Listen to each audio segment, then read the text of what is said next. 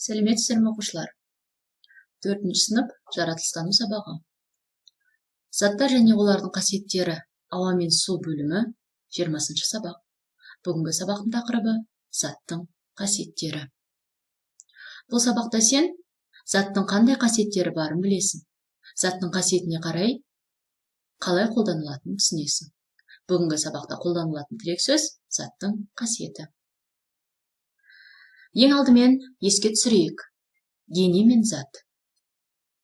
Дене ол әртүрлі болуы мүмкін. Мысалы, әйнектен жасалады, пластмассадан жасалады, немесе ағаштан. Яғни, дене заттан жасалатын сен бұл сабаққа дейін білесің. Бір затты бірнеше дене жасауға пайдаланады. Мысалы, кілт, ыдыс, орындық. Бір денені әртүрлі заттан жасауға да болады. Мысалы, қолбақтарды әртүрлі материалдарды қолдану арқылы жасалған. Мына екі суретке назар аудар. Әртүрлі затты бір-бірінен қасиетіне қарай ажыратып алуға болады. Заттың қасиеті дегеніміз, бір заттың өзіне тән емес, басқа затқа ұқсайтын белгісі. Мысалы, мына жерде көрсетілген мақтадан көмірді бір-бірінен қасиетіне қарап отырып ажыратып аласың. Заттың бір немесе бірнеше қасиеті болады. Мысалы, әйнек, стақан, мұртсынғыш, мөлдір, қатты болады. Ал темір кілт қатты және магнитке тартылады. Сонымен заттың қасиеті бірнешеге бөлінеді. Иісі, түсі және күйі болып бөлінеді. Күйінің өзі газ тәрізді күйі, сұйық күйі және қатты күйі болатынын сен білесің. Сонымен қатар заттың қасиетін суда еру арқылы, тығыздығы, балқуы мен қайнауы, жылуы, ток өткізу арқылы ажырата аламыз. Заттарды олардың қасиетіне қарай қолданады. Мысалы, құм қатты, ұсақ, борпылдақ зат. Оны құрылыста, өсімдік өсіруде, әйнек жасауда пайдаланады. Ал су болса, сұйық күйін тез өзгертеді. Дәмі, иісі жоқ, түссіз, мөлдір, ағады, белгілі бір пішіні болмайды. Осы қасиетінің арқасында суды қолданбайтын сала жоқ.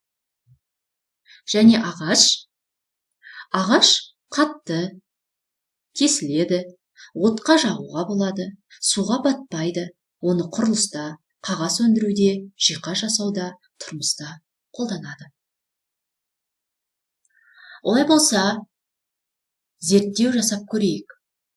Зерттеудің сұрағы заттың қандай қасиеттері болады? Зерттеудің жоспары заттарды бақылау, қасиеттерін анықтау, пішінін анықтау, эксперимент жүргізу, нәтижесін тіркеу және қорытынды жасау. Бізге шеге, стақан, файл, тұз, қант және су қажет. Бұл заттардың қандай қасиеттері болады? Сол қасиеттеріне қарай түсін, иісін, күйін және басқа да қасиеттерін мен секілді кестеге жазып көрсет. Мысалы, шеге сары, иісі жоқ, қатты, магнитке тартылады.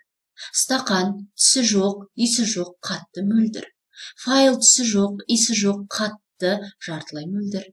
Тұз ақ, иісі жоқ, қатты, ұсақ болады. Қанттың да дәл қасиеті осындай. Ал су болса, түсі, иісі жоқ, күйі сұйық, мөлдір, аққыш, пішіні жоқ болып келеді. Осы жерде, осы кестеде назарға алатын екі зат бар. Оларды қазір толығырақ анықтаймыз. Әр заттың өзіне тән қасиеті бар.